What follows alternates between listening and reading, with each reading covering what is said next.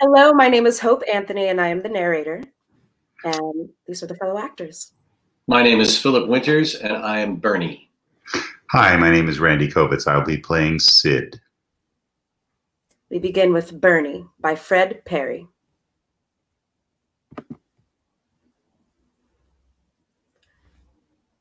Living room, night. A dimly lit room with high wood beams. The place is incredibly messy. A tall ladder is positioned behind the sofa, which sits in the center of the room. A stained tarp is draped over some large objects in the corner of the room. Somewhere in the room, a man groans painfully. Oh. A loud knock at the front door. More groaning. Oh. Something moves slightly atop the back of the sofa. Two bare feet, their soles facing us, are propped up on top of the sofa back. The feet wiggle again, louder groaning, louder knocking. From behind the sofa. It's open. The door swings open and Sid Heller enters. He's in his late 40s, graying and clearly affluent. He carries a black medical bag. He gazes about the room, perplexed. Bernie? Over here. Sid turns to the sofa, sees the two bare feet, crosses to the front of the sofa, deposits his medical bag on the coffee table, then kneels on the sofa between the 2 feet and cautiously peers down over the backrest. What in God's name? Ankles. Ankles. Sid glances back and forth between the 2 feet, removes a pair of glasses from his pocket, puts them on, then studies the ankles with clinical gravity. He extends a finger and barely touches one of the ankles. Oh, they're broken. I'm the doctor, Bernie. I'll tell you if they're broken or not. He looks at the ankles from another angle. I think they're broken. Sid stands, walks behind the sofa, stares down at Bernie. How'd this happen? On the phone, you sounded like you were dying. I was trying. Can you move? If I could move, Sid, I wouldn't have called. I'd have just gone ahead and killed myself. Sid reaches down. Ow! Ow, ow, my hands are messed up too. Sid gently helps Bernie Heller, 40s, disheveled, crawl out from behind the sofa. He wears faded flannel pajamas and crawls on elbows and knees like a wounded crab to the front of the sofa. Sid hoists him to a sitting position on the sofa. Bernie groans painfully, then slowly leans forward, reaches over to the coffee table, and with agonizing difficulty manages to grasp a half-empty bottle of booze between the thumb and forefinger of his throbbing right hand. He cranes the bottle to his lips at an awkward angle, takes a drink. You're drunk. No shit. Sid shakes his head with revulsion, then places a throw pillow on the coffee table, lifts Bernie's discolored ankles, gently deposits them on the pillow, scrutinizes them. Need to get that swelling down. Why? I won't be needing my feet anymore. I'll give you something for the pain. Corpses don't feel pain, Sid. Discoloration. What do you mean you tried to kill yourself? I mean, I tried to kill myself. By breaking your ankles? Bernie points to the overhead beam. I tried to hang myself. Bernie painfully reaches up to his throat with his right hand and produces a severed section of thin rope, which is still tied in a noose around his neck. Sid grabs the rope, stares at it, then looks up at the beam. With a skip rope? I couldn't find my gun. When I jumped off the ladder, the rope snapped.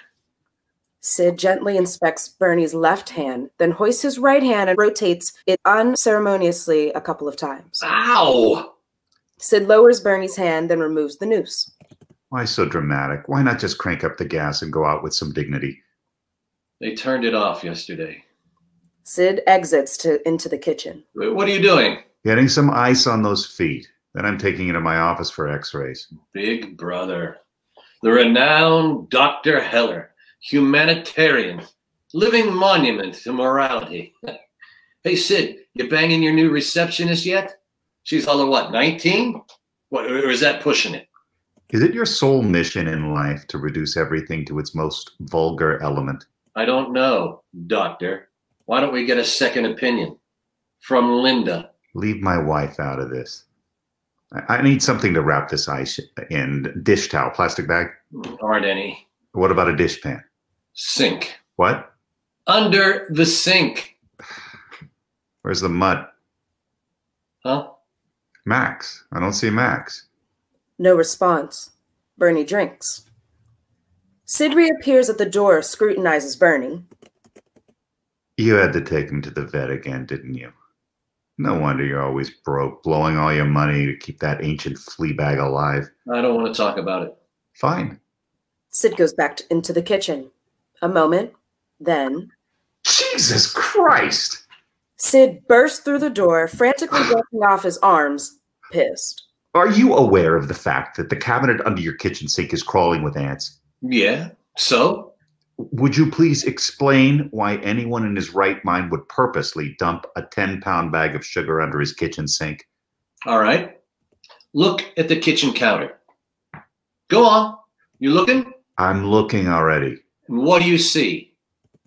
What do you mean? Do you see any ants up there, Sid? Do you see one ant up there, huh?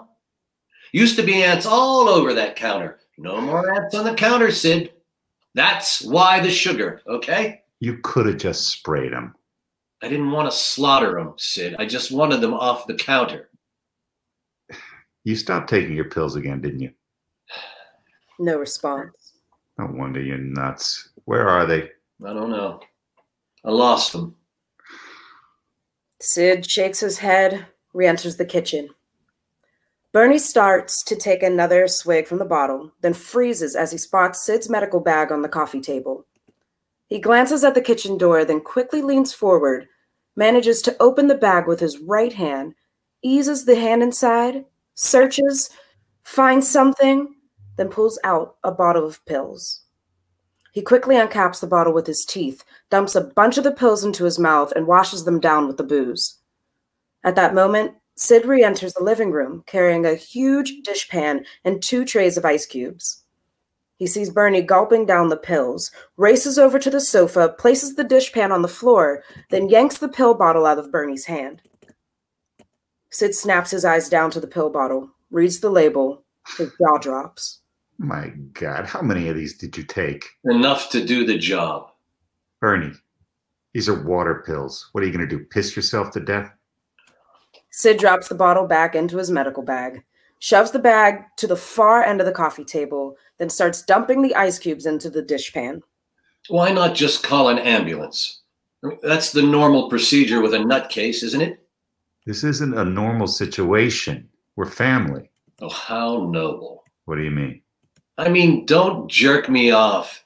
You just wouldn't score too many points with those rich shitheels you hang out with if they found out what a flake your little brother was. Everybody already knows what a flake you are. Touché. Sid reaches up, carefully lifts Bernie's leg off the table, and eases his feet down into the dishpan. I didn't create your miserable life, so don't try to lay any guilt on me because you turned into a cynical prick. A phone rings. Sid crosses behind the sofa, retrieves a phone from the floor, starts to answer. Bernie waves him off.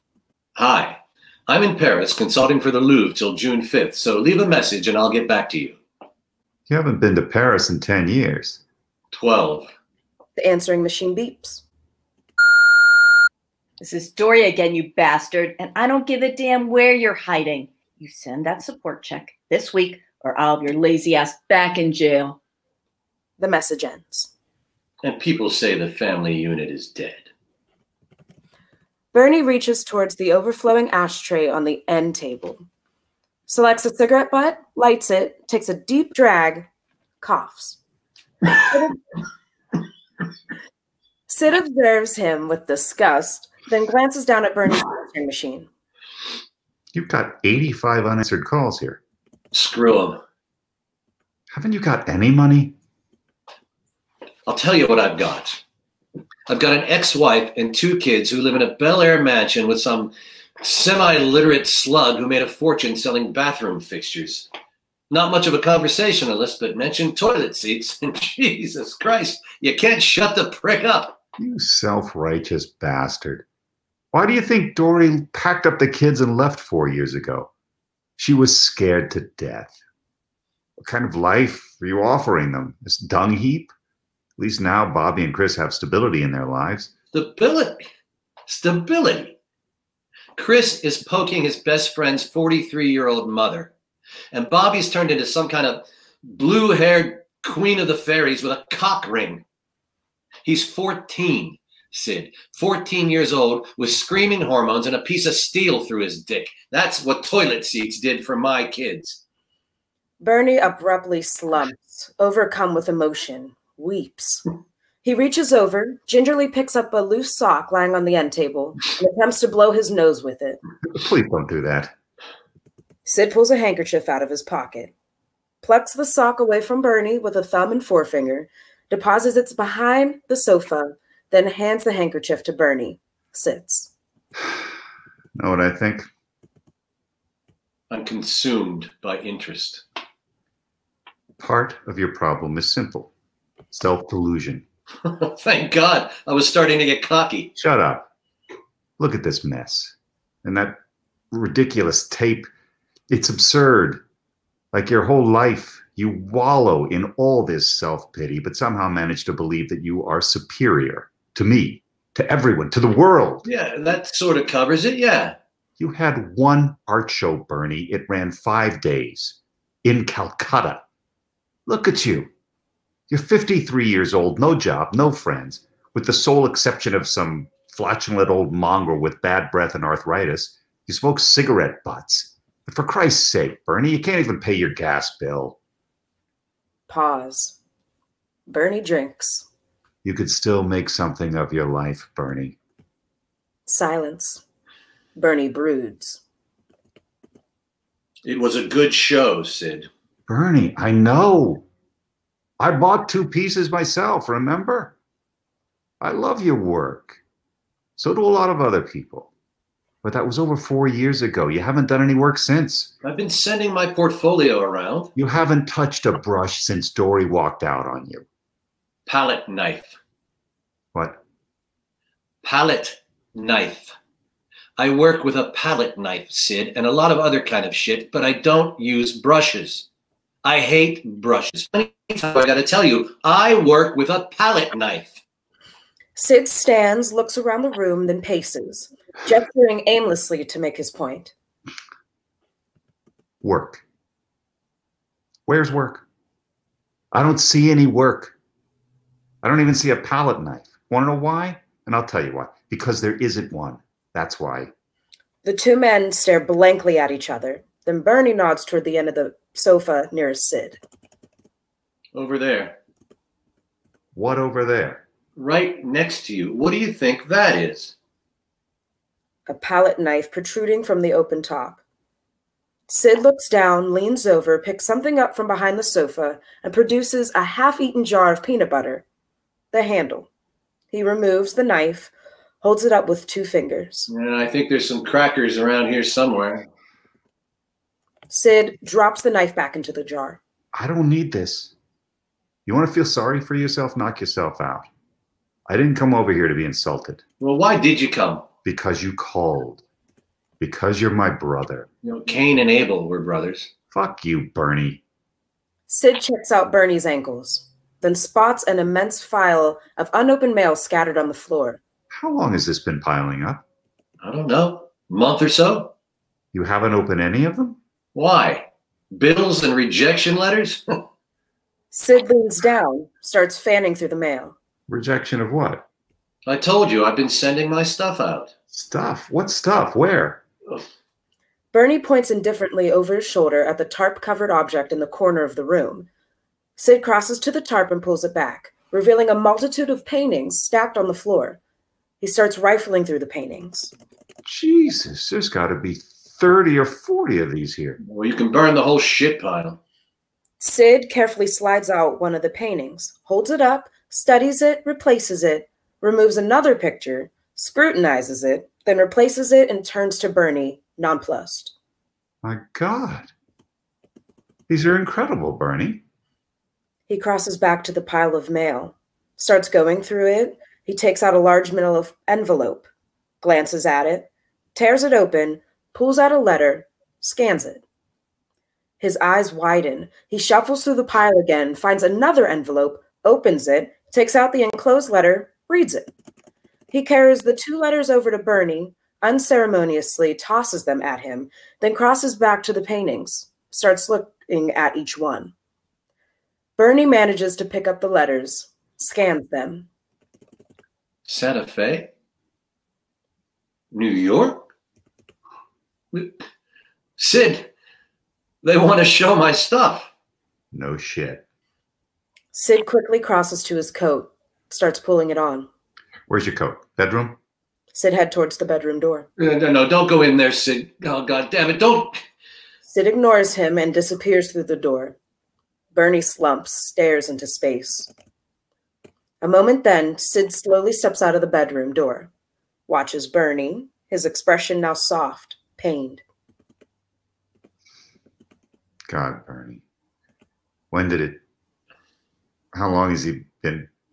Sid's voice trails off. He crosses to the sofa, sits on the arm next to Bernie. Bernie struggles with his emotions, takes a drink, shakes it off, then speaks in a soft voice. This morning. He got sick, just gave up the fight. Couldn't walk anymore. I carried him into the bed and died in my arms, Sid. Looked right in my eyes before he just looked right up at me. Kind of was like he was telling me it was going to be okay. Like he knew. I'm sorry. I know how much you loved him. Bernie starts to choke up, grits his teeth. It was my fault, Sid. What are you talking about? His kidney injection. He needed it every day, and I forgot to give it to him last night. Killed him, Sid. I killed Max. Bernie weeps quietly. Sid starts to say something, changes his mind. Then... I'll get your coat. Sid crosses back into the bedroom. A moment then, he reappears at the bedroom door, holding a pill bottle. You know, Bernie, you're one hell of an artist. Brilliant even. I'll give you that.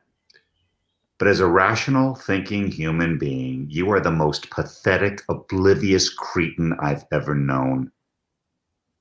Lost your pills, did you? Yeah. So? Max found them. What do you mean? He's not dead, you idiot. What? He ate them, you dumb shit. He's stoned. That's impossible. Bernie, dead dogs don't lick their balls. Close on Bernie as it dawns. He suddenly breaks down. What the hell is wrong now? Max barks off stage. Bernie gradually regains his composure, looks over at Sid, breaks into a huge tearful grin. This is the best goddamn day of my life. Sid? What? I gotta take a leak. So? You're gonna have to help me. Shit. Max barks off stage. Blackout.